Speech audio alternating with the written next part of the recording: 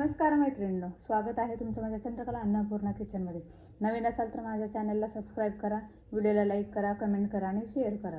तर आता तुम्ही पाहिले असेल इथे पपई दिसते, तर आता काय बनवणार आहे ताई पपईपासून अशी हेल्दी अशी मी तुमच्यासाठी रेसिपी घेऊन आली आहे। तर खूप दिवस झाले मी व्हिडिओ अजिबात टाकलेला नाही, तर आज म्हटलं आता चला आज असे एक छानशी एक रेसिपी घेऊन या आपल्या यूट्यूब फॅमिलीसाठी। तर आता सुरुवात करूयात आपण। तर आता आपण पपईचे कट करून घेऊया, पपईचे काप करून घेऊयात आपण।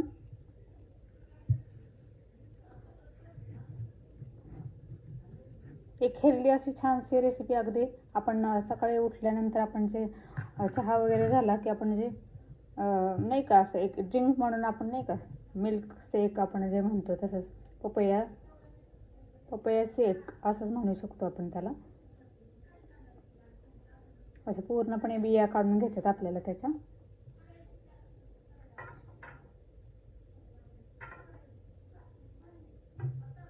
पपया मिल्क शेकच म्हणू शकतो आपण। तर आता इथं बघू शकता असं पूर्णपणे कट करून घ्यायचे, बिया पूर्ण काढून घ्यायच्यात। आधी स्वच्छ धुवून घ्यायची पपई, जेणेकरून धूळ वगैरे असेल तर ते।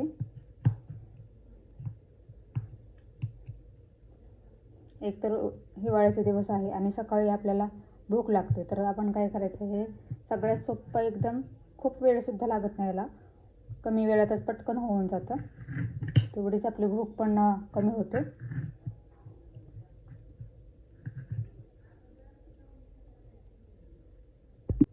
पूर्ण असे साल खाली फक्त अलगद असे काढून घ्यायचे आपल्याला, पूर्ण पपईला असंच करायचे आपल्याला।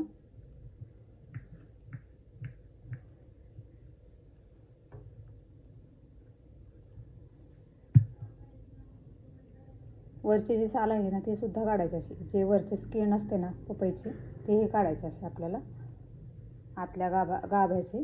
आणि हे असे खालची स्किन जे आहे ना साल, ते अशी काढायची।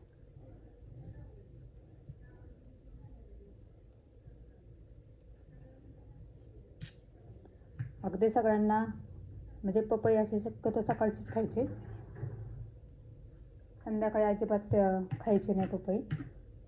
कारण मोठी लोक सांगतात, आपल्या घरातले जे जुने लोक आहेत ते सांगतात की नेहमी पपई आपली सकाळची खायची। अशा पद्धतीने आपण सगळ्या पपईचे कट करून घेऊया। आपल्या घरात असलेल्या साहित्यातच होऊन जातो हे शेक, मिल्क शेक, पपई मिल्क शेक।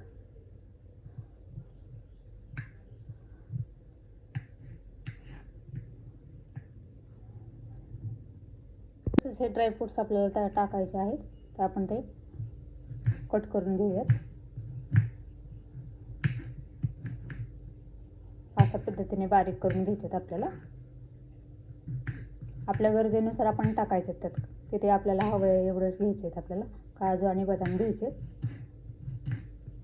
आपल्या हेल्थसाठी खूप छान असतं हे शेक, पपया शेक तर आपण घेतलाच पाहिजे। कारण स्किनचे प्रॉब्लेम्स असतील तर तेही त्याच्यामुळे हे होतात, सॉल्व होतात। आणि असं आपण खातं नाही, त्याच्यामुळे आपण असं एक वेगळं काहीतरी असं युनिक असं आपण करू, नाही का। सगळ्यांनीच हे ट्राय करा नक्की। तुकडे केल्यामुळे पटकन आपलं ज्यूस तयार, शेक तयार व्हायला वेळ पटकन होऊन जातं। इथे मी मिक्सरचं भांडं घेतलेलं आहे। आता यात आपल्याला पपईचे तुकडे टाकायचे आणि मिक्सरवर फिरवून घ्यायचे आपल्याला। गरजेनुसार दूध घालायचे आपल्याला।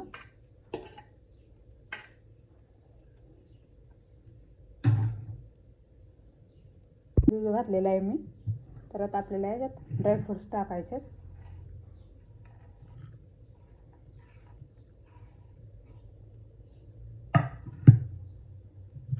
पण आता याला आपण मिक्सरवर फिरवून घेऊया। तयार आहे आता आपलं हे मिल्क शेक, एकदम नॅचरल पद्धतीने तयार केलेलं आहे। दूध घातल्यामुळे जरा रंग त्याचा थोडासा पांढरट झालेला आहे। तर आता आपण बघा कसा झालेला आहे आपला शेक।